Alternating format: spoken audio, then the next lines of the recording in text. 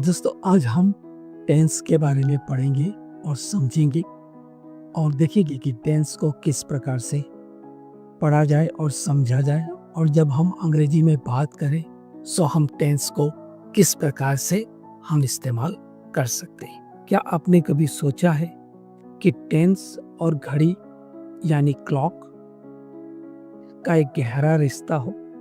Yes, आप बिल्कुल सही सुन रहे हैं। जो आपकी स्क्रीन में टेंस है उसके साथ घड़ी का एक बहुत ही गहरा रिश्ता है।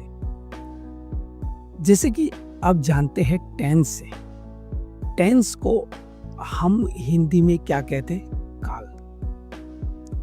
अब काल का इंग्लिश जो ट्रांसलेशन है वो है टाइम।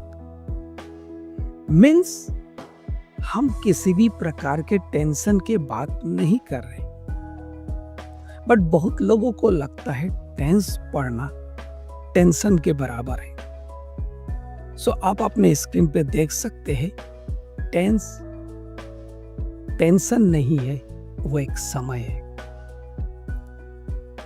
टेंस के मुख्य 4 प्रकार होते हैं, वैसे ही टाइम के भी विशेष 4 प्रकार ही होते हैं।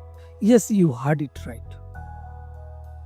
जैसे टेंस के 4 विशेष मुख्य प्रकार होते हैं, उसी प्रकार टाइम का भी 4 विशेष मुख्य प्रकार होते हैं। सो हम एक एक करके देखते हैं और आगे बढ़ते हैं। अब आप अपनी स्क्रीन पे ध्यान से देखिए। मैंने आपको कहा कि टेंस में 4 विशेष प्रकार होता है, उसी प्रकार समय में भी यानी घड़ी में, टाइम में 4 विशेष प्रकार के होते हैं। सो हम आपको इसके बारे में दिखाते। तो स्क्रीन पे देखिए टेंस में एक सिंपल होता है, दूसरा कॉन्टिन्यूअस, तीसरा परफेक्ट कॉन्टिन्यूअस और चौथा परफेक्ट। सो ये 4 विशेष टेंस का हमें प्रकार मिल गया।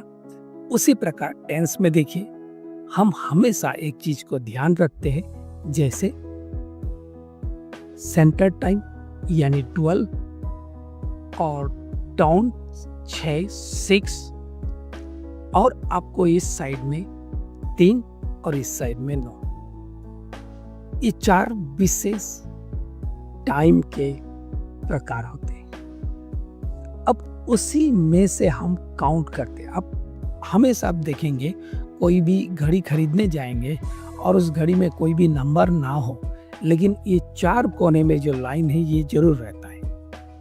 सो जिस प्रकार से आप टेंस में 4 मुख्य प्रकार को देख रहे हैं, उसी प्रकार आप अपने घड़ी में भी 4 मुख्य प्रकार को देख रहे हैं। सो याद रखिएगा, ये मेरे क्लास के वीडियो है, मैं कोई फेयर वीडियो नहीं बना रहा हूँ। सो आप इसको देखेंगे, आपको ऑटोमेटिकली समझ में आ जाएगा। अब टेंस का मतलब होता है टाइम यानी काल। इसे आप किसी भी प्रकार के टेंशन ना माने और ना टेंशन ले। टेंस जो है बहुत ही छोटा स्टडी है, लेकिन हम थोड़े टाइम लेके पढ़ेंगे और एक एक स्टेप लेकर समझेंगे, ताकि आपका भी दिक्कत जो है वो क्लियर हो जाए और मैं भी आपको अच्छे से समझा सकूं। अब देखिए आपके मन में आएगा भाई ये टेंस है और ये है, तो देखिए सामने है आपका सिंपल के अंदर कितने टाइम है? प्रेजेंट, पास्ट और फ्यूचर, 3 है। तो अब देखिए सब में क्या है? 3, सब में 3 है। उसी प्रकार यदि मैं इस घड़ी को मैं देखूं तो मैं 3 करके टुकड़ा कर लेता हूं। मान लीजिए इस 10, 11, 12 को 3 बना दिया, इसको 3 कर दिया, मैंने इसको 3 और ये आपका 7, 8, 9 को 3, तो कितना हो गया? 1, 2, 3, 4 हुआ। 4 हुआ ना? ये आपका 1, 2, 3, 4 इस विशेष प्रकार में आप 4 देख रहे हो, उसी प्रकार घड़ी में भी 4 हो गया। अब मैं यदि इसको टोटल काउंट करूं तो क्या होगा? 12 होगा आंसर। 12 आएगा, 12 आएगा। अब इसे पूरा काउंट करिए, कितने आवर आएगा? 12 आवर। ये 4 और 3 को एक साथ मल्टीप्लाई कर रहे हैं फिर भी 12 आ रहा है। सो इसके मतलब क्लियर हो जाता है, टेंस जो है वो काल है और काल समय है। सो आप इसे ध्यान दीजिएगा। और एक एग्जाम्पल हम देख सकते हैं। वो एग्जाम्पल क्या है समय में? पहला हम देखते हैं मॉर्निंग, एक समय हो गया। दूसरा हम देखते हैं आफ्टरनून, ये भी एक समय हो गया। अब तीसरा समय देखते हैं इवनिंग, ये भी एक समय हो गया। और चौथा हम देखते हैं नाइट। सो इस प्रकार से भी हम समय को काउंट कर सकते हैं, लेकिन आपके सामने ये थोड़ा सा अलग हो जाता है। सो इसको हम भूल जाते हैं। फिर भी हम रखते हैं कि टाइम के भी 4 विशेष समय होते हैं। आप इस एग्जाम्पल से भी समझ सकते हैं, लेकिन यहाँ पर हम घड़ी के साथ जो समझे ये एकदम क्लियर है। देखिए, आप अपने स्क्रीन पे ध्यान दीजिए। हम कई बार क्या होता है, जब हम टेंस को पढ़ते हैं तो ये सामने है आपका टेंस, यानी आप यहाँ पर देख पा रहे सिंपल में आपका 3 प्रकार का है, प्रेजेंट, पास्ट और फ्यूचर। उसी प्रकार आप कंटिन्यूअस में देखिए क्या है, प्रेजेंट, पास्ट और फ्यूचर। ओके, अब यहाँ पर आप देखेंगे परफेक्ट कंटिन्यूअस में प्रेजेंट, पास्ट, फ्यूचर।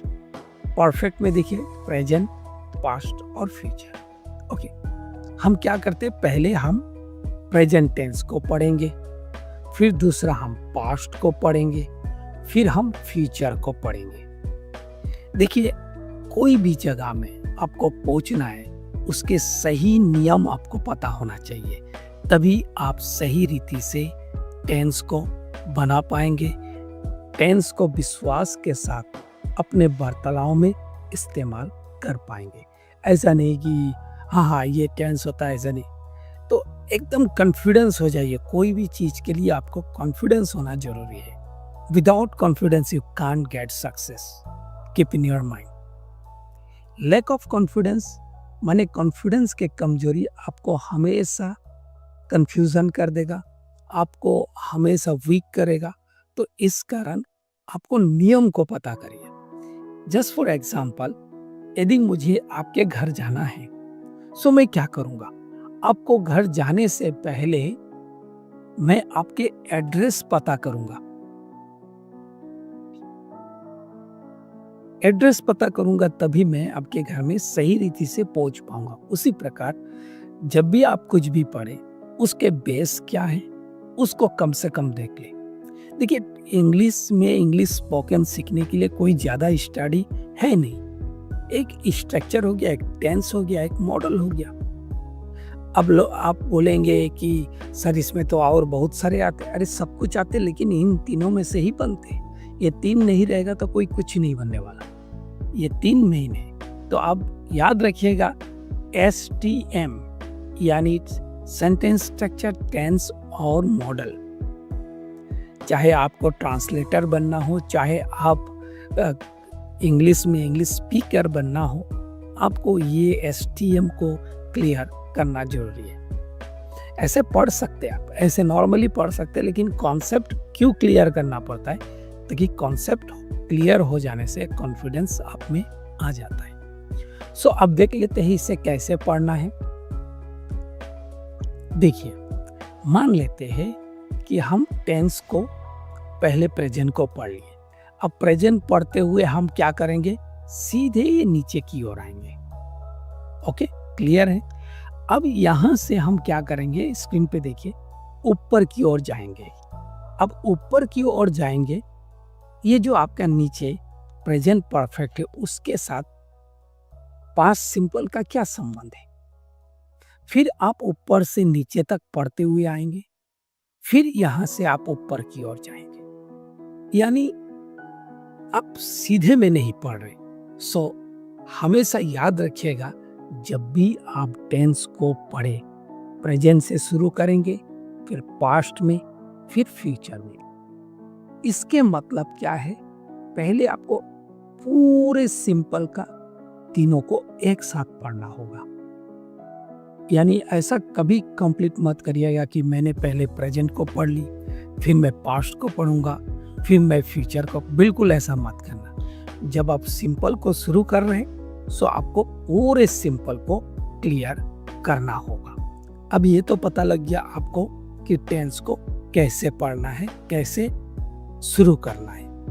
अब दूसरी बात आता है कि जब हम टेंस पढ़ेंगे तो उसको शुरुआत करने के लिए अब हमारे पास क्या खास चीज होना चाहिए। देखिए, यदि आप सेंटेंस स्ट्रक्चर के जो मैंने पहले लाइव क्लास में आके आप लोग को पढ़ाया है और वो अभी लाइव सेक्शन में वो पब्लिक है, सो आप उसमें जाके पढ़ें।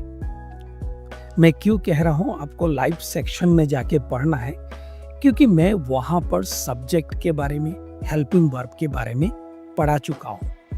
सो एक बार उस वीडियो को जरूर देखें, क्योंकि अंग्रेजी बोलने के लिए आपको सेंटेंस स्ट्रक्चर का भी जरूरत पड़ेगा। अब जब आप टेंस को पढ़ना शुरू कर रहे हैं तो हमेशा एक बात को ध्यान रखिएगा कि आपको वर्ब के पांचों फॉर्म, यानी first form, second form, third form और फोर्थ फॉर्म और साथ में फिफ्थ फॉर्म आना चाहिए। मैं इसका एग्जांपल आपको दिखाऊंगा। देखिए, फर्स्ट फॉर्म मान लेते गो को ले लेते, वर्ड को, वर्ब को। गो के सेकेंड फॉर्म क्या होगा? वेंट होगा। थर्ड फॉर्म क्या होगा? गॉन होगा। फोर्थ फॉर्म आईएनजी के साथ गोइंग हो जाएगा। उसी प्रकार फिफ्थ फॉर्म में ईएस लग गया, गोस।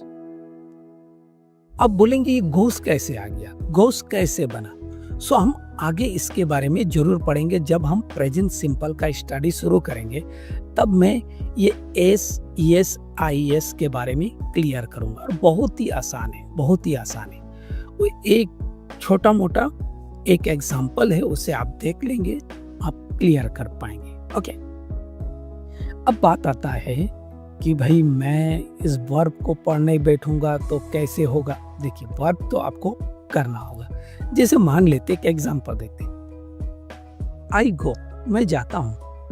अब मैं किसी को ये कहना चाहता हूं कि मैं गया, तो मैं क्या बोलूंगा? I went. उसी प्रकार मैं जा चुका हूं कि बोलना है तो आई हैव गॉन। सो देखिए, जाता हूं, गया, जा चुका हूं। आप ये भी कह सकते हैं कि मैं जा रहा हूं, आई एम गोइंग। सो इसके मतलब क्रिया का भी इंपॉर्टेंस है हर सेंटेंस में। जैसे आपको मैं पहले सेंटेंस स्ट्रक्चर में बताया कैसे हेल्पिंग वर्ब का क्रिया के साथ किस प्रकार से संबंध है और क्या बेनिफिट है, उसी प्रकार क्रिया का भी होना बहुत ही जरूरी है। सो आप क्रिया कहीं भी सर्च करेंगे, वर्ब सर्च करेंगे, सो आपको बहुत सारे वर्ब मिल जाएगा इंटरनेट में, आप उसे भी पढ़ सकते निकाल के।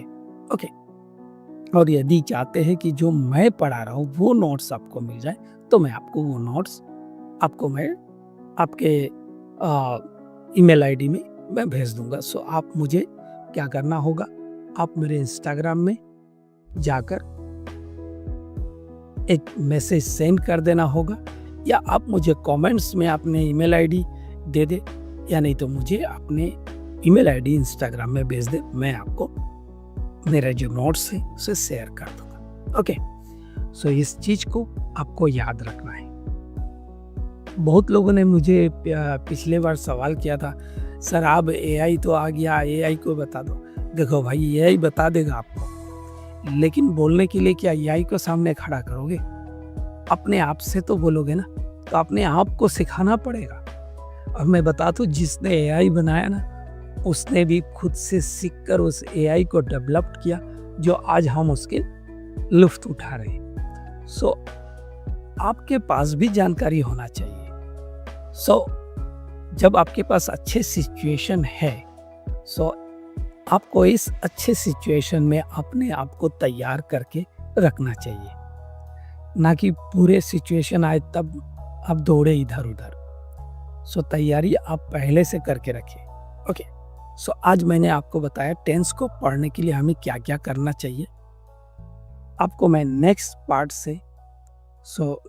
पार्ट से हम देखेंगे कि टेंस को कैसे बनाया जाए। सो हम एक एक पार्ट करके पढ़ेंगे, जैसे सिंपल को पहले क्लियर करेंगे, फिर कंटिन्यूअस को, फिर परफेक्ट कंटिन्यूअस को, फिर परफेक्ट को। ठीक है, सो आप हमारे वीडियो में बने रहे। यदि आप मेरे वीडियो में पहली बार आए हैं और देख रहे हैं, सो चैनल को जरूर सब्सक्राइब करें और साथ ही साथ आप बेल आइकन को भी प्रेस कर दें ताकि कोई भी मैं वीडियो बनाऊं आप तक वो नोटिफिकेशन पहुंच जाए।